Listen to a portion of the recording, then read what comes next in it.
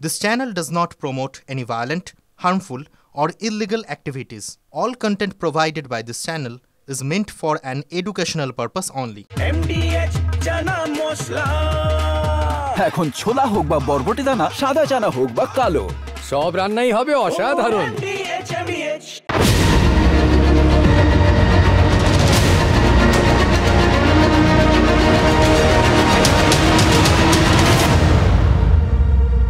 Political স্যাটার মানে এটা তির্যক ভঙ্গিতে কিছু রাজনৈতিক কথাবার্তা যেগুলো ওই গানের মধ্যে দিয়ে বেরিয়ে আসছে, সামনে একরকম, ভেতরে অন্তর্নিহিত মানেটা অন্যরকম।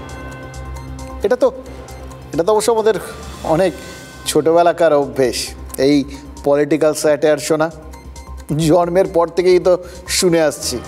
ভুলে গেছেন?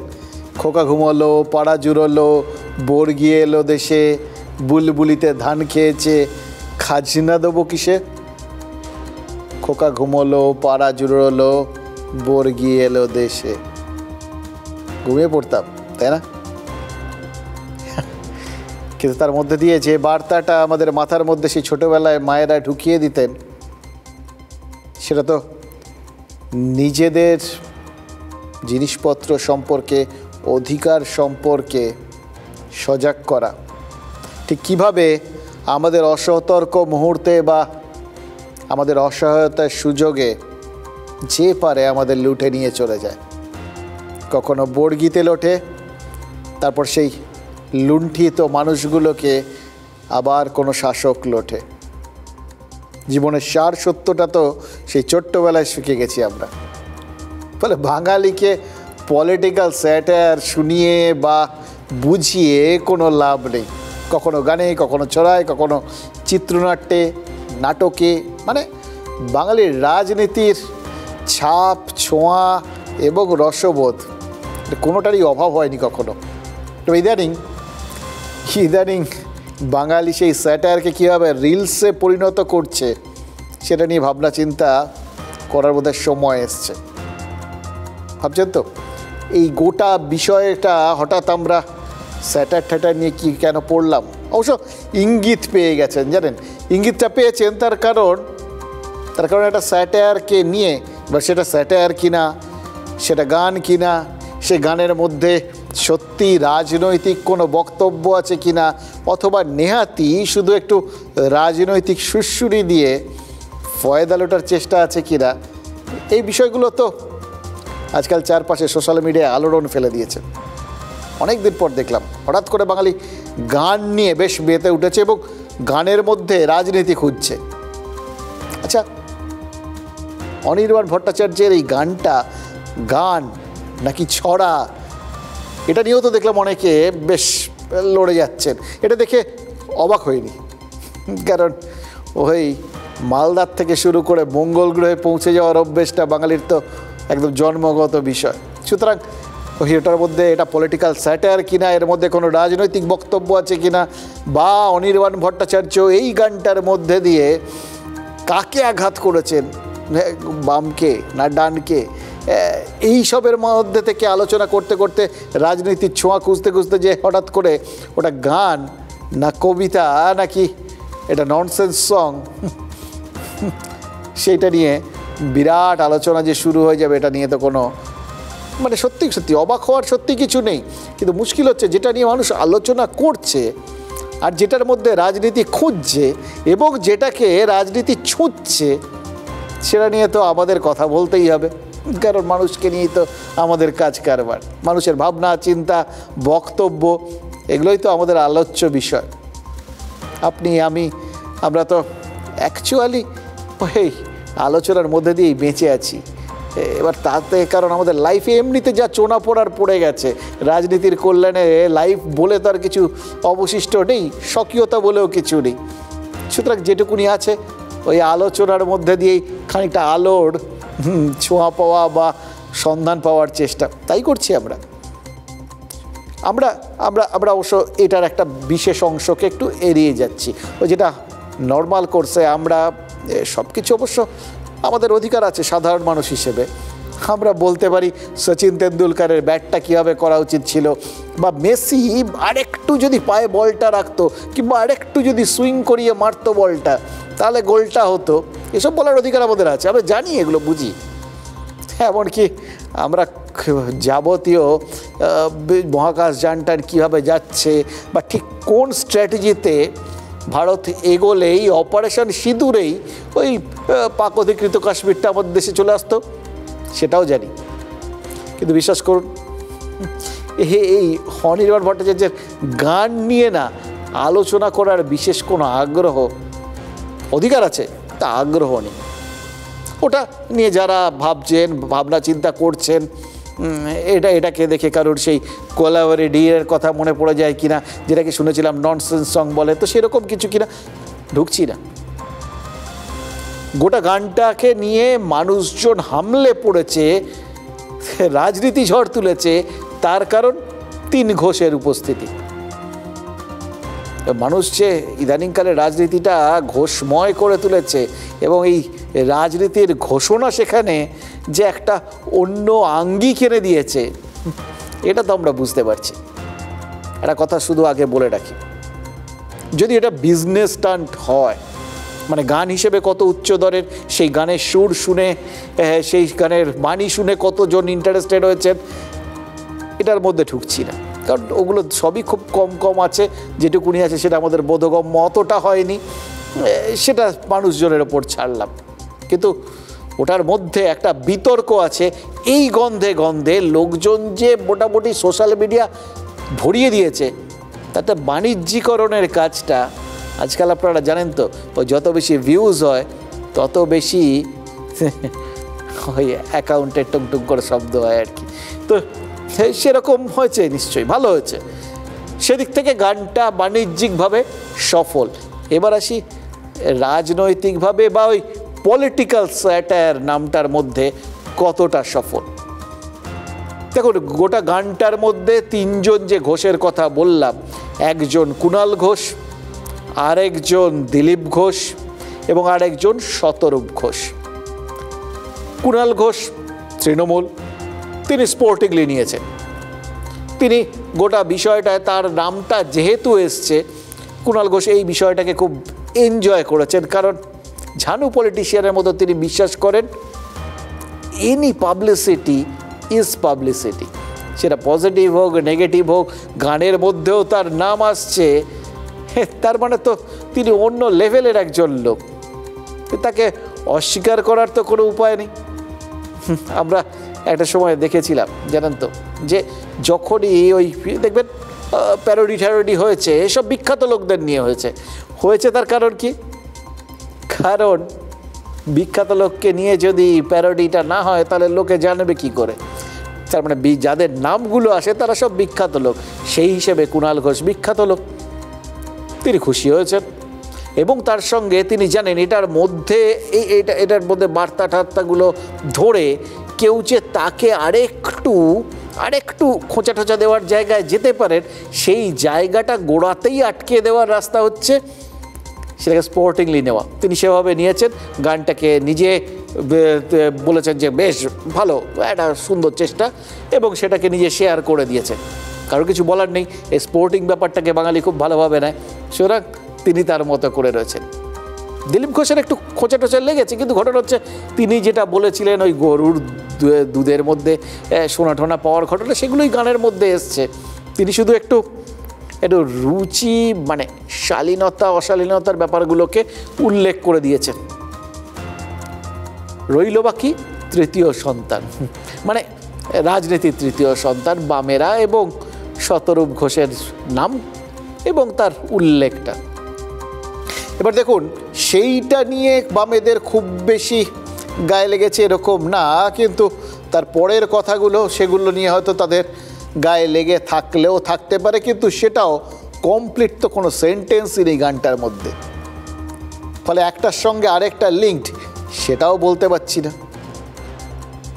ফলে এরকম ক্ষেত্রে ঝানু রাজনীতিক বা যারা মোটামুটি এ সমস্ত ব্যাপারে পরিণত মনস্ক, চলতি বাংলায় যাকে বলে ম্যাচিওর্ড কোট আনকোট, তো তারা এটা নিয়ে মাথা ঘামাবেন না, জাস্ট এড়িয়ে যাবেন, এটা স্বাভাবিক। কারণ যত বেশি আলোচনা হবে তত বেশি বিষয়গুলো খারাপ দিকে যাবে।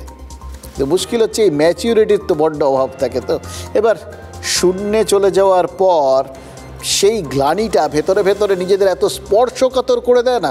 বামেরা এমনিতেই তাদের সাম্প্রতিককালের আন্দোলনগুলো ওই যাবতীয় কিছু সোশ্যাল মিডিয়ার মধ্যে, সেইখানটায় আবার একটা খোঁচা, এটা স্বাভাবিকভাবে তারা নিতে পারেননি। ফলে যেচে গোটা বিষয়টা নিজেদের গায়ে টেনে নিয়ে এসছে। এটাকে আপনারা কতটা ম্যাচুরিটির লক্ষণ বলবেন জানি না।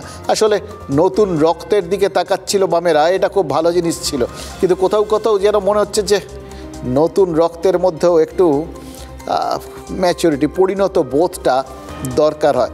মিশেলটা হয়তো এখনও ঠিক জায়গায় হয়নি, কিন্তু যারা আজকে যে বেপরোয়া বিচ্ছু, কালকে সে নিশ্চয়ই একটু বৃদ্ধ, পরিণত, এগুলো সব হবে। তার জন্য আমরা ওয়েট করলাম। রইল বাকি বিজেপির গায়ে লেগেছে। বিজেপির গায়ে কেন লেগেছে? গায়ে লেগেছে তার কারণ সনাতন এবং সনাতনীর বিষয় নিয়ে আছে, এবং তাতে বলা হয়েছে যে সনাতনী জায়গায় যদি দেশ যায় তাহলে পেছোতে হবে, এগোনোর সময় পেছোনো। সরাসরি একটা আক্রমণের একটা উদ্দেশ্য আছে, এটা ভাবতেই পারেন বিজেপির লোকজন। এবং তারা, কারণ সাম্প্রতিককালে তারা মোটামুটি ধর্ম সংক্রান্ত যে কোনো জিনিসের কপিরাইট তাদের কাছে রয়েছে, তারা ধরেই নিয়েছে। এটা তারা ছাড়া হিন্দু ধর্ম, সনাতনী শব্দটা, এগুলো এ সমস্ত অন্য কেউ অধিকারই নেই এসব নিয়ে কথা বলা। সুতরাং তারা লেগেছে। রুদ্রনীল ঘোষ মুখ খুলেছেন। এবার আপনারা ভাবতে পারেন আবার একজন ঘোষ, নিশ্চয়ই ওই 3 ঘোষের যে একটা ট্রিলজি, তার মধ্যে চতুর্থ ঘোষ হিসেবে স্থান না পাওয়ায় রুদ্রনীল ঘোষের রাগ হয়েছে, এটা আপনারা ভাবতেই পারেন। কিন্তু রুদ্রনীল তিনি এটার মধ্যে একটা সুন্দর পলিটিক্যাল লাইন খুঁজে পেয়েছেন, যে এই সময় তাদের লাইনকে অ্যাটাক করা হয়েছে এই ভেবে তিনি যদি কোথাও একটা আক্রমণ করে বসেন, সামনে ভোট আসছে, সুতরাং দলের হয়ে তিনি লড়ে যাচ্ছেন, এই বার্তাটা সুন্দরভাবে সেটা জনগণের কাছে পৌঁছে যাবে এবং দলের ঊর্ধ্বতন কর্তৃপক্ষের কাছেও পৌঁছে যাবে। মনে রাখবেন ওই সিট টিট অনেক কিছু ব্যাপার আছে, এখন দলের মধ্যে গুরুত্ব ব্যাপার আছে, কারণ যেখানটায় এই মানে বাংলায় নাকি তিনি কাজ টাজ পাচ্ছেন না, তিনি অভিনেতা, তার অভিনয়ের জায়গাটা বন্ধ হয়ে যাচ্ছে, তিনি তো নিজেই বলেছেন। তো সেই অবস্থায় রাজনীতিটা থাকা দরকার। সেই থাকার ক্ষেত্রে তিনি যে পুরোদস্তুর আছেন সেটা বোঝাতেই তিনি রেড়ে করে ঝাঁপিয়ে পড়েছেন। এবং দেখুন এখানে মজার জায়গাটা, অনির্বাণও তো বলেন যে তার নাকি কাজ পাওয়াটা খুব সমস্যা হয়ে যাচ্ছে ইদানিং, সেই জন্যই গান টানে নেমেছেন। সবাই কিন্তু নিজের মতো করে নিজের সংসার চালানোর ব্যবস্থা করছেন, এটার মধ্যে কিন্তু তার মানে কোথাও কারোর ক্ষেত্রে কোনো অন্যায় নেই। সুতরাং রাজনীতির জায়গায় ঠিক, অনির্বাণের জায়গাতেও ঠিক। আর প্রতিবাদ দেখুন, সাম্প্রতিককালে তো যে জিনিসগুলো প্রতিবাদী হতে দেখেছে মানুষকে আর কি, তিলোত্তমা কাণ্ড, এই চিটফান্ড কেলেঙ্কারি বা এই চাকরি চুরি, এই সমস্ত ব্যাপারগুলো কি গানের মধ্যে আছে? শোনা যাচ্ছে নেই। তাহলে আর যাই হোক, এটাকে আপনারা প্রতিবাদী কিছু বলতে পারবেন না। সুতরাং যা হবে সেটা রাজনৈতিক অ্যাঙ্গেল থেকেই আপনারা বরঞ্চ ভেবে দেখতে পারেন, আর বাকিটা ওটা পাবলিসিটি অ্যাঙ্গেল। দেখুন ভাবাভাবির কিছু বিষয় নেই, এইটা বুঝলাম যে প্রতিবাদটারও একটা কপিরাইট আছে। এই প্রতিবাদের কপিরাইটটা ভঙ্গ করেছিলই বলে বোধহয় ওই তিলোত্তমা কাণ্ডের সময় সাধারণ মানুষের ওপর রাজনীতিকরা খুব রেগে গেছিলেন। আরও একটা জিনিস বুঝলাম, এই চারপাশে যা চলছে না, তাতে ওই যেরকম অনির্বাণ নাচছিলেন ওরকম সবারই দেই করে নাচা উচিত, কারণ সবাইকে নাচিয়ে দিয়ে অনির্বাণ নিজের কাজটা করে চলে গেছেন। তিনি যখন প্রতিবাদ করবার কথা বললেন, নিজের মতো করে বললেন, লোকে ভাবলো এখন কেন বলছেন, আগে কেন বলেননি। অথচ তার মানে সবাই বুঝতে পারছেন প্রতিবাদটা তিনি বেছে করলেন, কিন্তু যে উদ্দেশ্য করলেন সেই প্রতিবাদের জায়গাটা বা গানের জায়গাটা বা ওটা যদি গান না হয় ছড়া হয় তার জায়গাটা অথবা ডায়ালগের জায়গাটা যাই করলেন উনি হিট করে ফেললেন, আর কি আছে, ওনার কাজ হয়ে গেল, নোটে গাছটা মুড়লো। কি মনে হচ্ছে জানেন তো, সেই শুনেছিলাম সবই তো বুঝলাম গানের হেন তেন, কিন্তু তাতিন তোমার নামটা তাতিন হলো কেন? চন্দ্রবিন্দু সেই বিখ্যাত গান। সবই বুঝলাম, সব্বার কথা শুনলাম, সংস্কৃতি প্রিয় বাঙালি অনির্বাণের গান নিয়ে এখন কাটাছেঁড়া করতে করতে স্যাটায়ার নিয়ে একটা ব্যুৎপত্তি অর্জন করেছে। বেশ কিছু প্রতিবাদ মুখ থুবড়ে পড়ার পর এখন প্রতিবাদের আমি, প্রতিবাদের তুমি, বা প্রতিবাদের মানে একদম গোড়াটা একদম ভালো করে বুঝে নেওয়ার চেষ্টা করছে। সব কিছু বুঝলাম, শুধু বুঝতে পারলাম না যে এই রকম রুচিবান সংস্কৃতিপ্রিয় বাঙালি থাকা সত্ত্বেও জাভেদ আখতার কেন কলকাতায় আসতে পারলেন না? কেন সেটা নিয়ে সংস্কৃতি মনস্ক বাঙালিদের গর্জে ওঠার কথা মনে হলো না? গর্জন তো চলে না, কারণ গর্জন শব্দটা আবার এটা স্যাটায়ার, জানেন তো, কারণ যত গর্জায় তত যে বর্ষায় না, সেটা তো চিরকালের সত্যি কথা। সুতরাং গর্জানো না গর্জানোই ভালো। কিন্তু কেউ কিছু প্রতিবাদও তো এখন সিলেক্টিভ, অথবা প্রতিবাদ মানেই তো মুখ থুবড়ে পড়া, মানে প্রতিবাদ মানেই তো আবার কপিরাইট, যাত্রার করার অধিকার নেই।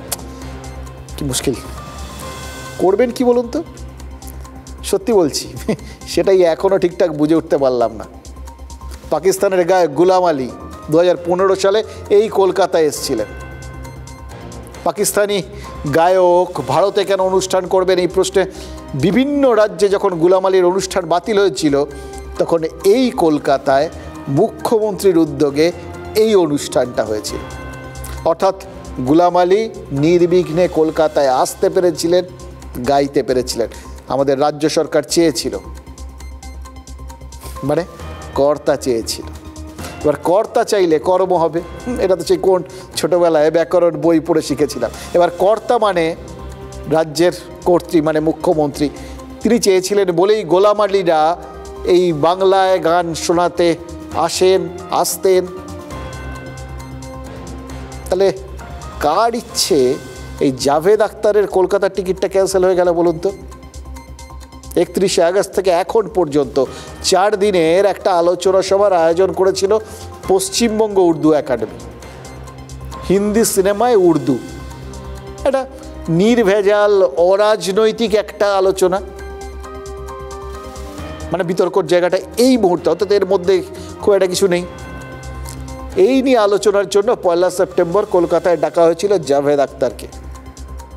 কিন্তু আচমকা মাস পয়লাতেই জানা গেল জাভেদ আখতার আসছেন না। কেন?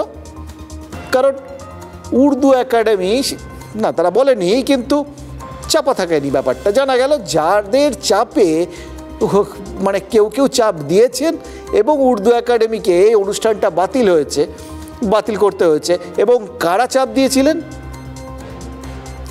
এটাও উর্দু একাডেমিকে বলতে হয়নি, কারণ যারা চাপ দিয়েছেন তারাই প্রকাশ্যে এসে সবটা খোলসা করে দিয়েছেন। অর্থাৎ যেটা করেছেন সেটা বুক বাজিয়ে করেছেন এবং সেটাতে কেউ প্রতিবাদ করবে না, এটা বুঝেই জেনেই করেছেন।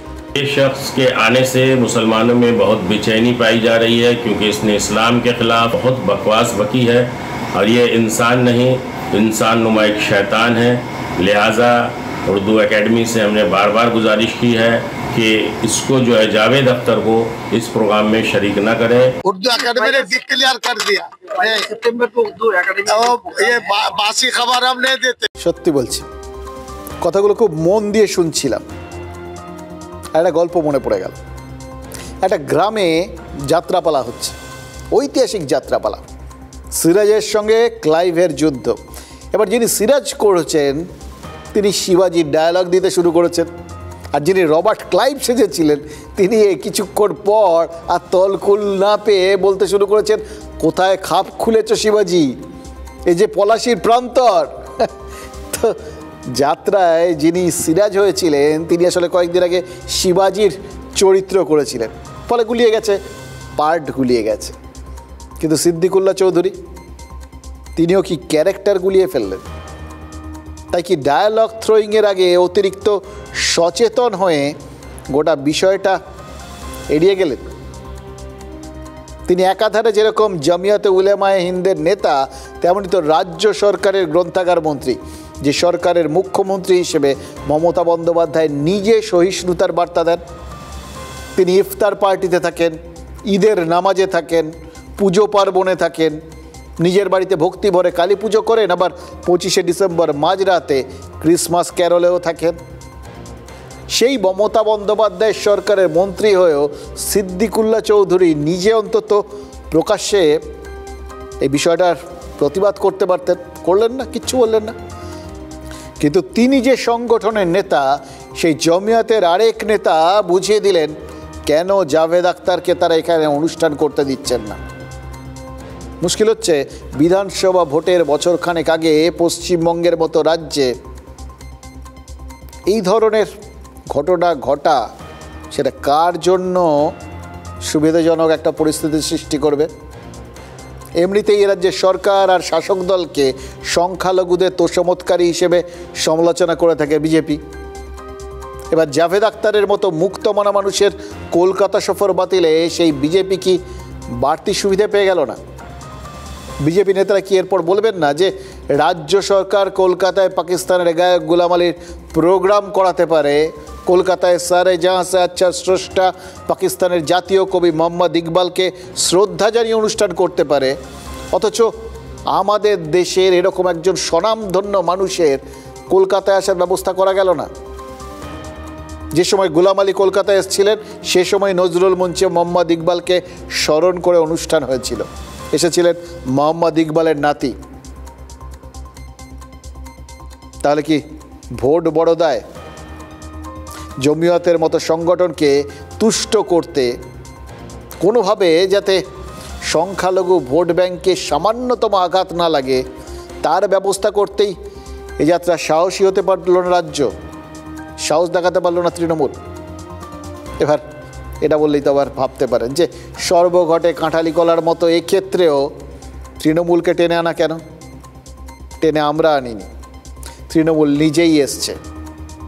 রাজ্যের উর্দু একাডেমির ভাইস প্রেসিডেন্ট তৃণমূল কংগ্রেসের সাংসদ নাদিমুল হক, এবং শোনা যাচ্ছে জাভেদ আখতারকে আমন্ত্রণপত্রটা নাদিমুল হকই পাঠিয়েছিলেন।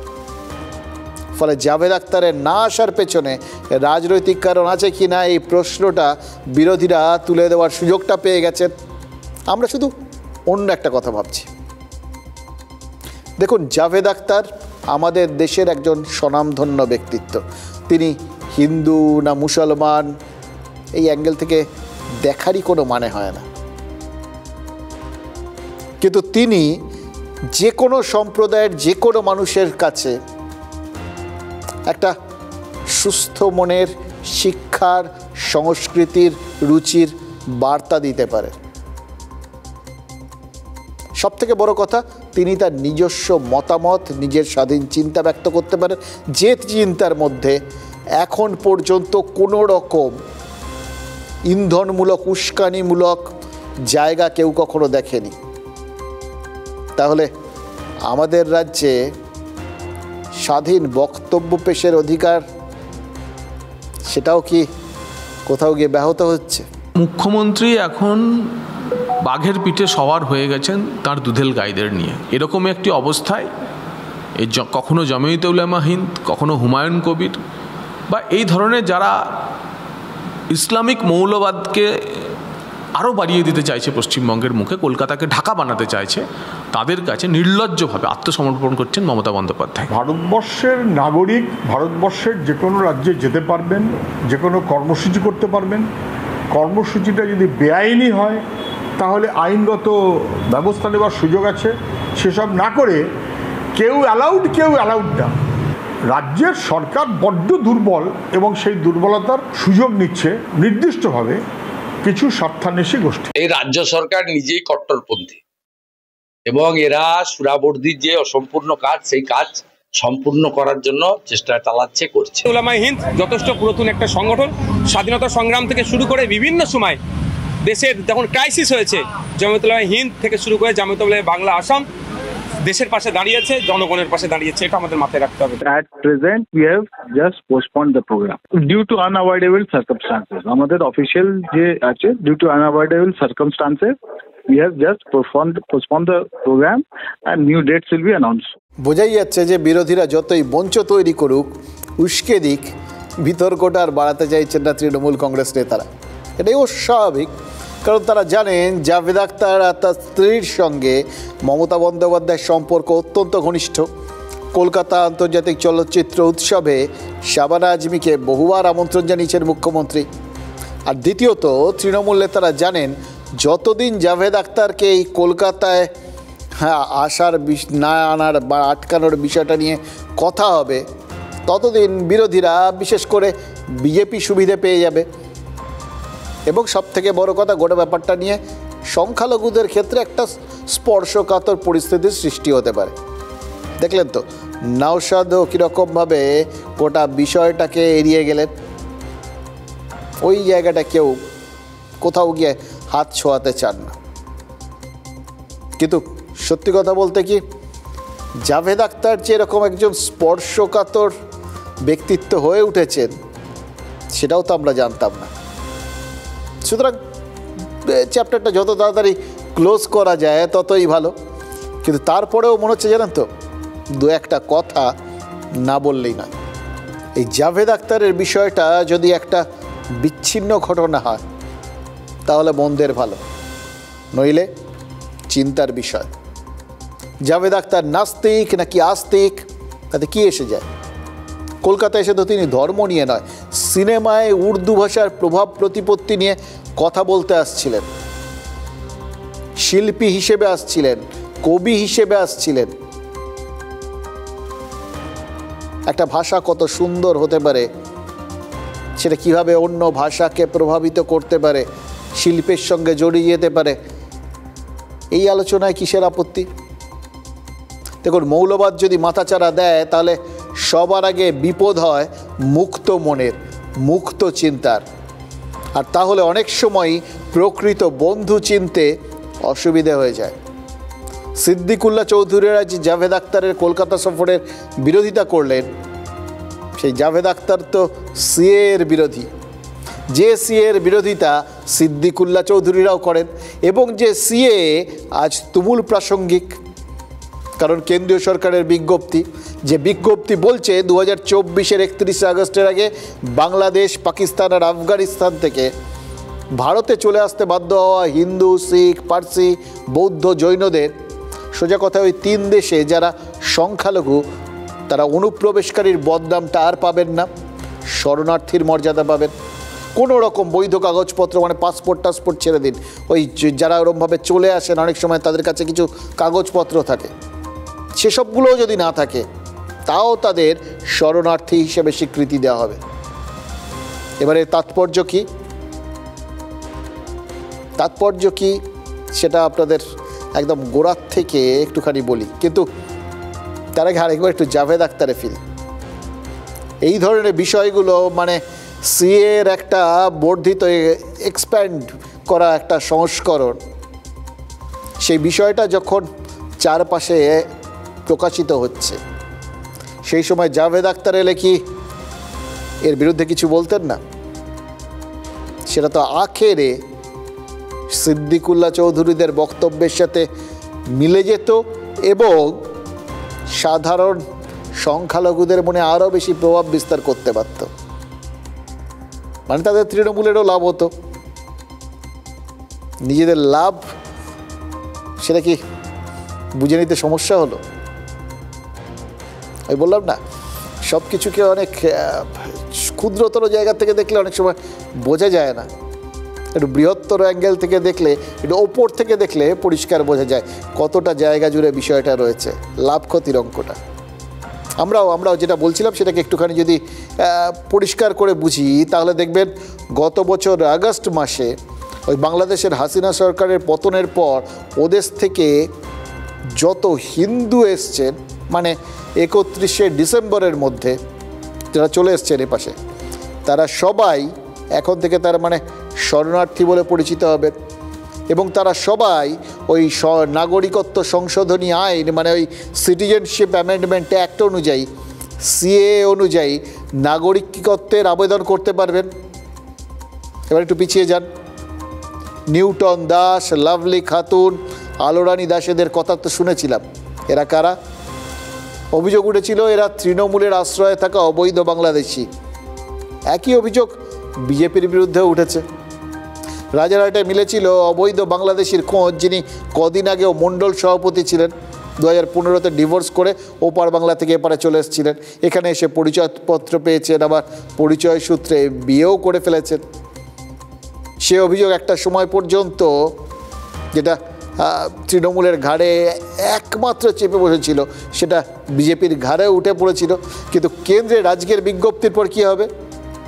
বিজেপির ওই মণ্ডল সভাপতির থেকে শুরু করে আলোরানীরা প্রত্যেকে যদি বলেন তারা বাংলাদেশ থেকে এদেশে এসেছিলেন অত্যাচারের ভয়ে প্রাণ বাঁচাতে, তাহলে তারা প্রত্যেকেই তো শরণার্থীর মর্যাদা পেয়ে যাবেন, ভবিষ্যতে নাগরিকত্বও পেয়ে যাবেন। তাতে কি হবে? সাদা চোখে সহজ সরলভাবে যদি ভাবেন, তাহলে আপনারা বুঝবেন যে এতে তৃণমূল বিজেপি দুপক্ষই লাভবান হবে। কারণ যারা অবৈধ বলে বিবেচিত হচ্ছিলেন তারা আপাতত বৈধতা পেয়ে গেলেন। দুপক্ষের সামনে এই লাভের কড়ি গোনার সুযোগ রয়েছে।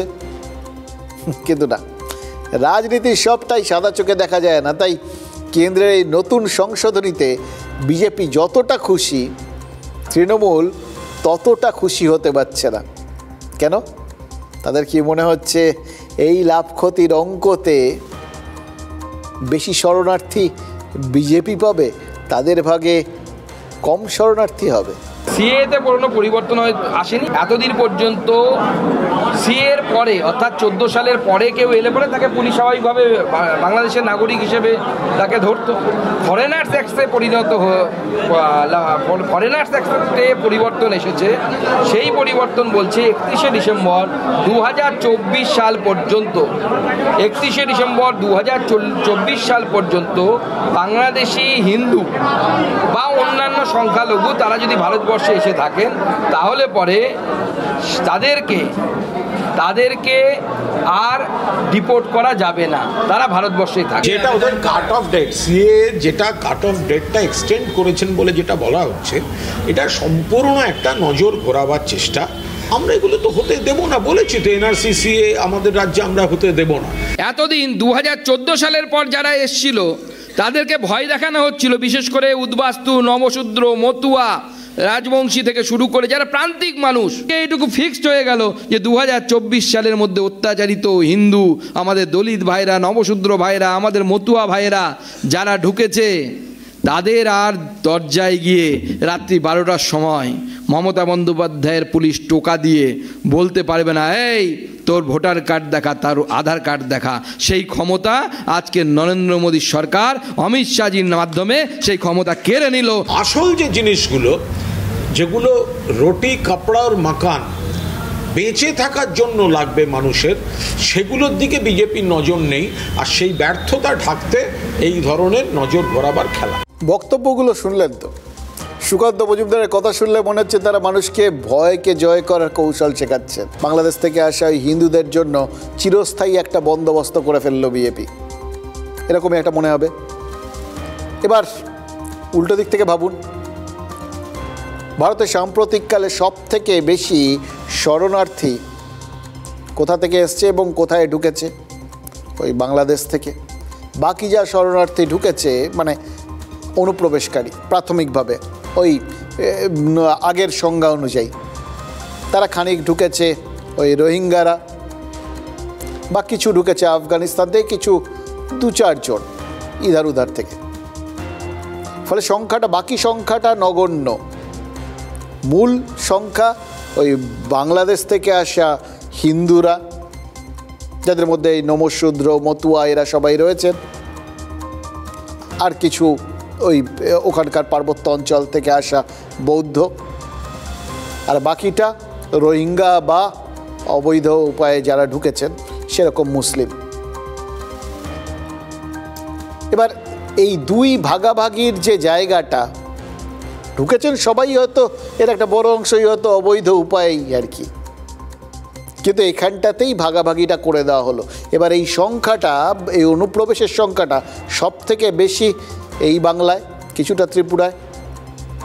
এবার সেখানগুলোতে এই মতুয়ারা একটা আরও বড় সংখ্যা এদের মধ্যে, আসামেও রয়েছে। এবার সেই জায়গাটায় সাম্প্রতিক যে ভোটগুলো রয়েছে তার মধ্যে বাংলার ভোটটা এক্ষেত্রে ইম্পর্টেন্ট হয়ে দাঁড়াবে, কারণ বিহারের ভোটের ক্ষেত্রে যে অনুপ্রবেশকারীদের নিয়ে চিন্তা, নিশিকান্ত দুবের মতো লোকজন, বিজেপি নেতারা তারা পরিষ্কার করে দিয়েছেন যে তারা মুসলিম, সুতরাং তারা এর আওতায় আসছেন না। আসছেন কারা? হিন্দুরা। হিন্দুরা কারা? মতুয়ারা, নমশূদ্ররা। তারা কারা? তারা এই বাংলার ভোটার। তারা কারা? যারা 26-এ ভোট দেবেন। কি বুঝলেন? রাজনৈতিক অঙ্কটা খুব পরিষ্কার। সুকান্ত মজুমদার মনে করিয়ে দিলেন কেন্দ্রীয় সরকারই এই বাংলাদেশি শরণার্থীদের খেতে দেবে, পড়তে দেবে, থাকতেও দেবে। এই কৌশল কেন নিচ্ছেন সেটা তো বুঝতেই পারছেন। এর সঙ্গে সঙ্গে আরও একটা দিক আছে, যে আইনটাকে নাগরিকত্ব কেড়ে নেওয়ার আইন হিসেবে দেখাচ্ছিল তৃণমূল, সেই সিএ যে আসলে নাগরিকত্ব দেওয়ার আইন, এটা এতদিন ধরে তারা প্রচার করার চেষ্টা করছিলেন, কিন্তু সেটা সরাসরি লোকজনের কাছে বিশ্বাসযোগ্য হচ্ছিল না। এমনকি মতুয়ারাও, এমনকি ওই শান্তনু ঠাকুররাও, তারাও তো বিভিন্ন ক্যাম্প ট্যাম্প করছিলেন, কাগজপত্র লাগবে সেগুলো রেডি করতে বলছিলেন। ফলে সংশয় সবার মধ্যে ছিল, বলছে বটে কিন্তু সত্যি কি তাই? কিন্তু এই বক্তব্যের মধ্যে দিয়ে, এই বিজ্ঞপ্তির মধ্যে দিয়ে এটা যে আসলে নাগরিকত্ব দেওয়ার আইন, এটা অন্তত হিন্দুদের পরিষ্কারভাবে বুঝিয়ে দিতে পারছেন বিজেপি নেতৃত্ব। এই উদ্দেশ্যেই তো গত কয়েক মাস ধরে বাংলার বিজেপি নেতারা নাগরিকত্বের আবেদন জমা নেওয়ার ওই ক্যাম্প শুরু করে দিয়েছিলেন। মতুয়া ঠাকুরবাড়িতে কেন্দ্রীয় মন্ত্রী শান্তনু ঠাকুরের তত্ত্বাবধানে এই ক্যাম্প চলছিল। বনগাঁ পুরসভার চেয়ারম্যান তৃণমূলের নেতা গোপাল শেঠ অভিযোগ করেছিলেন ভাঁওতাবাজি, কিন্তু বিধানসভা ভোটের আগে তারা যেটা বোঝানোর চেষ্টা করছিলেন, অর্থাৎ গোপাল শেঠরা, যে এটা ভাঁওতাবাজি, মতুয়াদের ভুল বুঝিয়ে টাকা তোলা হচ্ছে, এগুলো করেছিলেন গোপাল শেঠ অভিযোগ। কিন্তু আজকের পর সুকান্ত মজুমদাররা বলতেই পারেন তারা অন্তর্যামী। কেন্দ্রীয় সরকার যেরকম একটা সংশোধনী এনে শরণার্থীদের মর্যাদা দিতে চলেছে, ওই ওপার থেকে, ওপার বাংলা থেকে আসা হিন্দুদের যে এইভাবে শরণার্থী হিসেবে মর্যাদা দিতে চলেছে, সেটা তারা বুঝতে পেরেছিলেন, তাই আগে ভাগেই কাজটা এগিয়ে রাখছিলেন। তাহলে কি ধরতে হবে ওই বিধানসভা ভোটের আগে বিজেপি 1-0 গোলে এগিয়ে গেল? ভাববেন? শিওর? দাঁড়ান, তিষ্ঠ ক্ষণকাল, এখনই কোনো সিদ্ধান্তে পৌঁছে যাবেন না চটজলদি। কারণ যে বললাম, রাজনীতি বড় বিষম বস্তু, জানেন তো, সবটা সাদা চোখে দেখা যায় না। বিজেপি যে সংশোধনীকে ভয়কে জয় করার কৌশল বলে প্রচার করছে, ঠিক একই সংশোধনীকে তো তৃণমূল পাল্টা জুজু বলে প্রচার করে। আরও বেশি করে এবার করবে, এটা বুঝতে অসুবিধা হওয়ার কথা না। 2021-এ মতুয়া প্রধান 21টা আসনের মধ্যে তৃণমূল 12টা, বিজেপি 9টা আসনে জিতেছিল। আবার 24-এর লোকসভা ভোটে মতুয়া প্রধান এলাকায় বিজেপি অনেক বেশি ভোট পেয়েছিল। ফলে শাসক বিরোধী দুপক্ষেরই একটা ব্যালেন্স রয়েছে কিন্তু এক্ষেত্রে। কিন্তু 26-এর বিধানসভা, এখানে কোনো পক্ষই কোনো ব্যালেন্স ট্যালেন্স চায় না। অন্তত 1,80,00,000 মতুয়া ভোটার রয়েছেন রাজ্যে। প্রায় 100টা বিধানসভা কেন্দ্রে এই মতুয়া ভোটারদের উল্লেখযোগ্য উপস্থিতি রয়েছে, ডিসাইডিং ফ্যাক্টর হয়ে যেতে পারেন। এই 100টা আসনের মধ্যে অন্তত 21টা আসনে মতুয়া ভোটই সংখ্যাগরিষ্ঠ। তাই 26-এর ভোটের আগে ফের একবার টানাটানি যদি শুরু হয়ে যায়, তাহলে একদিকে তার অনুঘটক হিসেবে যদি ওই সিএ থাকে, আরেকটা দিকে আরেকটা বেড়াল ঝুলির থেকে বেরিয়ে আসবে, সেটা ডিটেনশন ক্যাম্প। এবার কে কোনটা তুলে ধরে কি দেখাবে, কোনটাকে জুজু বলে প্রচার করবে, সেটা বোঝাটা কিন্তু খুব মুশকিল। প্রথমে 1971 সালটাকে কাট অফ ইয়ার করা হয়েছিল। তারপরে 2014 সালের 31শে ডিসেম্বর আইন করে এখন একটা কাট অফ ইয়ার করা হচ্ছে 2024 সালের 31শে ডিসেম্বর।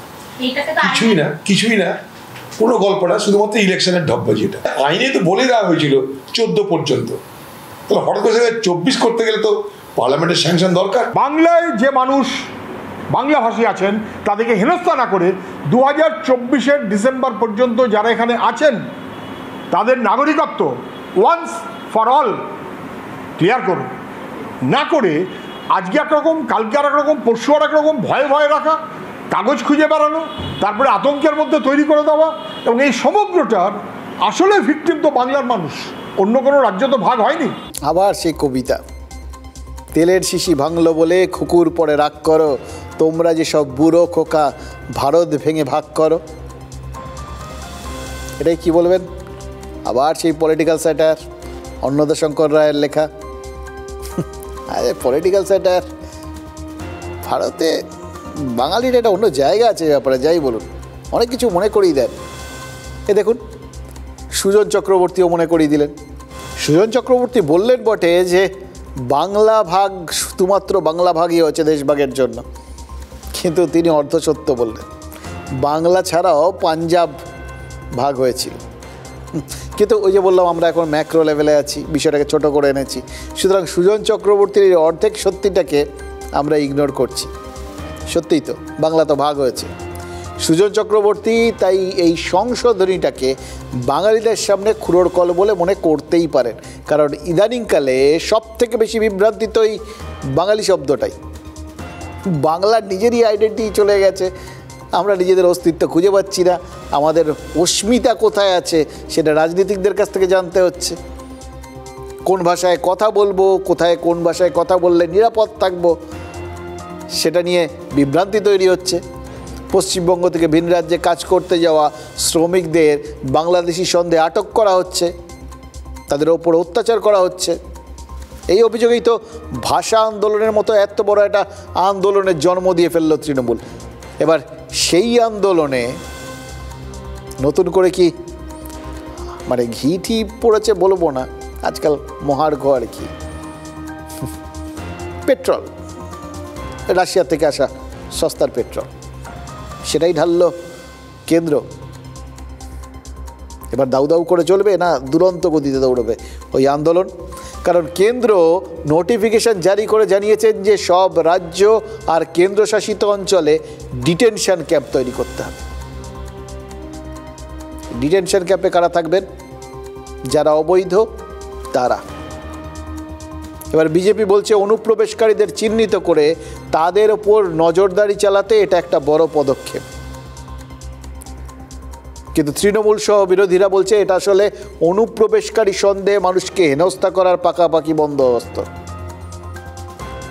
বাঙালি সংখ্যালঘুদেরই নাকি বেছে বেছে ডিটেনশন ক্যাম্পে রাখা হবে, কারণ এর আগে অনুপ্রবেশকারী সন্দেহে রাজ্যের মানুষকে বাংলাদেশি বলে পুশব্যাকের ঘটনা তো হয়েছে। সেই সমস্ত রেকর্ড এবার তৃণমূল টেনে বার করেছে। সুতরাং বুঝতে পারছেন এর একটা উল্টো দিকও রয়েছে। ওই যে কেন্দ্রীয় সরকার যে মুহূর্তে শরণার্থী ঘোষণা করার টাইম ফ্রেমটাকে চেঞ্জ করে এই 24-এর 31শে ডিসেম্বর করে মোটামুটি যারা এসছেন সমস্ত ওই সংখ্যালঘু বাদ দিয়ে বাকি প্রায় সবাইকেই, হিন্দুদের প্রায় সবাইকেই, মতুয়াদের সবাইকেই শরণার্থী করে দিল। তার মানে তাদের আর ডিটেনশন ক্যাম্পে নিয়ে যাওয়ার কোনো সম্ভাবনা নেই। ডিটেনশন ক্যাম্পে নিয়ে যাওয়া হবে কাদের? শুধুমাত্র তার মানে ওই অনুপ্রবেশকারী সংখ্যালঘু মুসলিমদের। আর সেই জায়গাতেই ডিটেনশন ক্যাম্পের সেই ভয়াবহ ছবিটা তুলে ধরে ওই সিএ বলে যতটা মানে এই নতুন সংশোধনী বলে যতটা মতুয়াদের মন কাটতে চেষ্টা করবে বিজেপি, ততটাই সংখ্যালঘু ভোটটাকে আরও বেশি জড়ো করার চেষ্টা করবে তৃণমূল। গত কয়েকদিনে পশ্চিমবঙ্গ পুলিশ বেশ কয়েকজন বাংলাদেশি নাগরিককে ধরেছে। তাদেরকে কি মমতা বন্দ্যোপাধ্যায় বা ফিরহাদ হাকিমের বাড়িতে রেখেছেন? কোথায় রেখেছে? জেলে রেখেছে। So this is that jail is this detention camp. সব দেশেই হয়। ডিটেনশন ক্যাম্প মানে এরকম নয় যে যেখানে নতুন করে ঘর দুয়ার তৈরি করে সেখানে গব্বর সিংকে সেখানে জেলারের দায়িত্ব দেওয়া হবে, এরকম কোনো বিষয় নেই। সুকান্ত মজুমদার ওনাদের কোনো কাণ্ডজ্ঞান নেই, ধ্যান ধারণা নেই।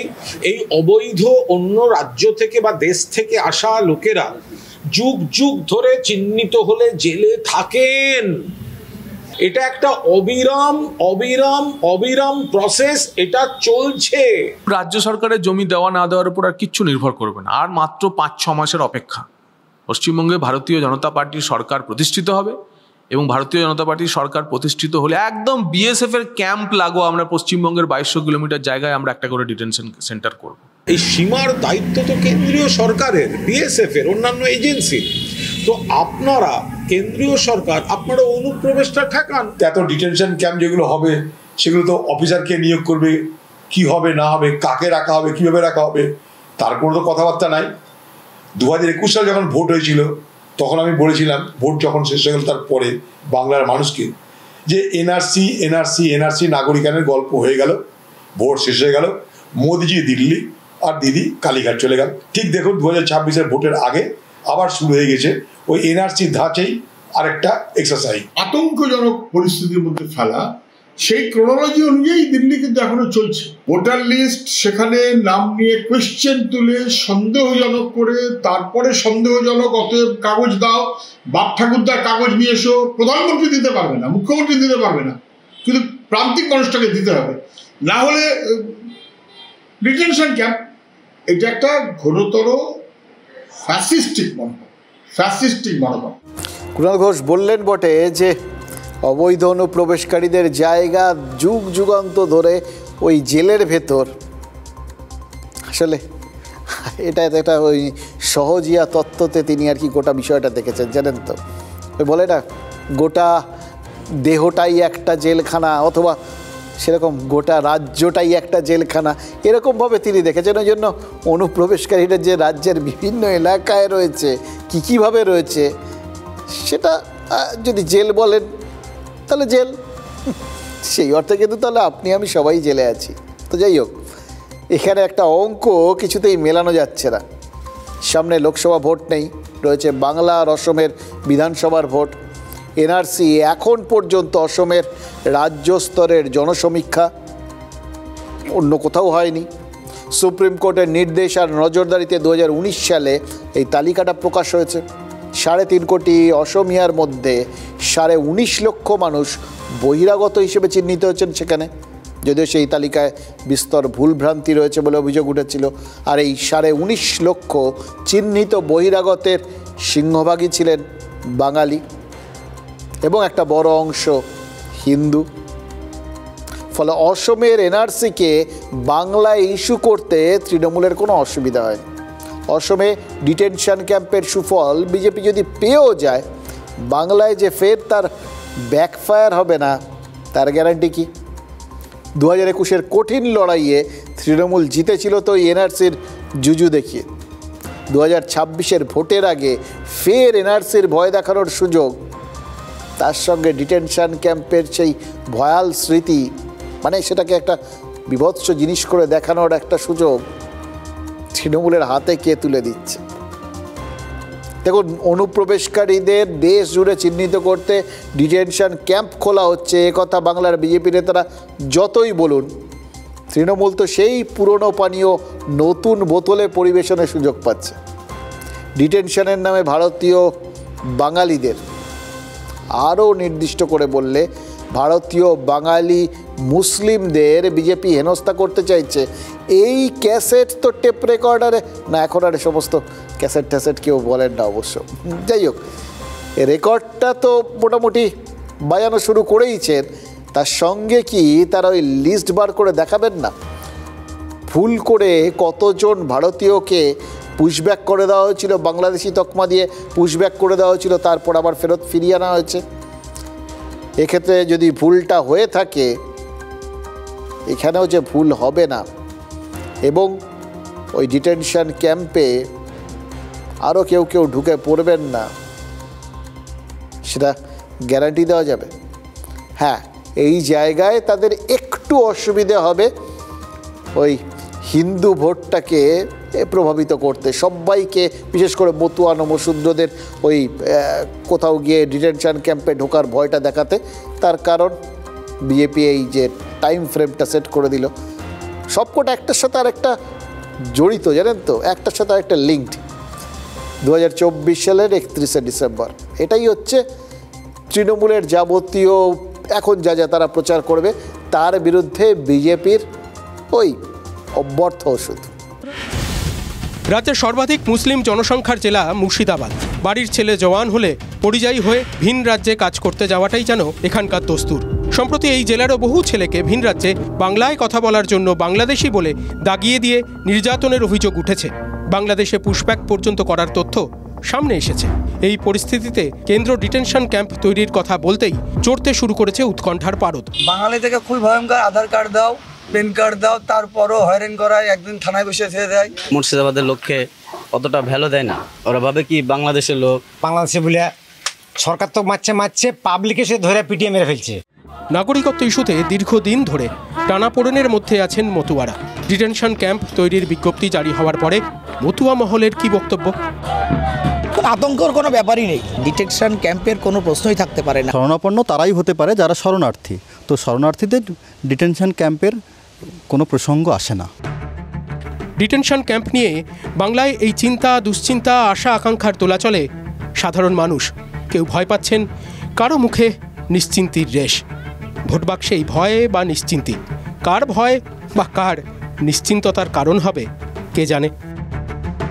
মানে একটা পরিচয় বিভ্রাট সংক্রান্ত জটিলতা তৈরি হবে, এটা বুঝতে পারছি, এবং সেটাই রাজনৈতিক যাবতীয় প্রচারের কেন্দ্রবিন্দুতে থাকবে। এই পরিচয় জিনিসটা না, তাহলে বুঝতে পারছেন খুব গোলমেলে। একবার না এক ডেপো ছাত্রকে তার স্যার জিজ্ঞেস করেছিলেন, বলতো পৃথিবীর আকার কেমন? ছেলেটা বলল, স্যার পৃথিবী গোলাকার। স্যার থতমত খেয়ে গেলেন, বলল কীভাবে জানলি পৃথিবী গোল? ছাত্র বলল, স্যার প্রমাণ হয়ে গেছে যে পৃথিবী গোল ছাড়া আর কিচ্ছু হতে পারে না। স্যার আবার বললেন, কীভাবে বুঝলি সেটা বল, তোর তো এটা জানার কথা না। ছাত্র বলল, স্যার প্রথম পরীক্ষায় চ্যাপটা লিখেছিলাম, কেটে দিয়েছিলেন, তারপরে এগুলোতে ত্রিকোণা, চারকোণা যত রকম হয় সব লিখেছি, সব কেটে দিয়েছেন। শেষ পরীক্ষায় লম্বা লিখেছিলাম, এনে চড় মেরেছিলেন, ফলে গোল ছাড়া আর কোনো অপশান বেঁচে নেই, তাই পৃথিবী নিশ্চিতভাবেই গোলাকার। এসএসসির নিয়োগ পরীক্ষা আর 4 দিন পর, যোগ্যদেরও ওই পরীক্ষায় বসা ছাড়া আর কোনো অপশান নেই। কিন্তু এই পরীক্ষাতেও আরেকটা অপশান যে থাকবে না, মানে বিতর্কের অপশান, সেটা কি হলফ করে বলা যাচ্ছে? মানে এত কিছুর পরেও যে সব কিছু ঠিকঠাক হবে, এটা তো কেউ জোর দিয়ে বলতে পারছেন না। অনেক পরীক্ষার্থী ওই যখন অনলাইনে ফর্ম ফিল আপ করেছেন তখন ছবি আর সই আপলোড করেননি, অথচ অ্যাডমিট কার্ড পেয়ে গেছেন। এবার দেখুন, অ্যাডমিট কার্ডে ছবি না থাকলে কে আসল কে নকল চেনার উপায় কি? এসএসসি বলছে আধার অথবা ভোটার কার্ড সঙ্গে রাখতে হবে।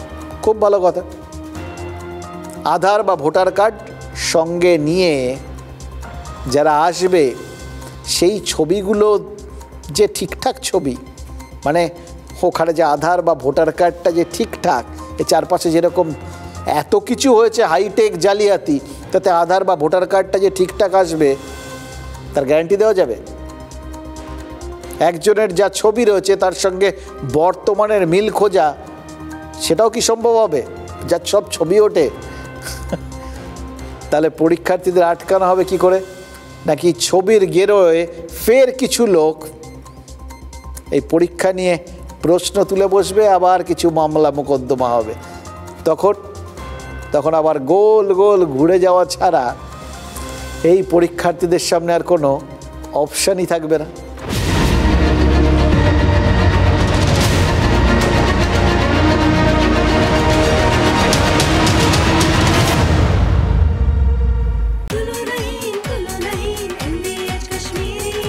আরে কম দে কিন্তু খাঁটি দে।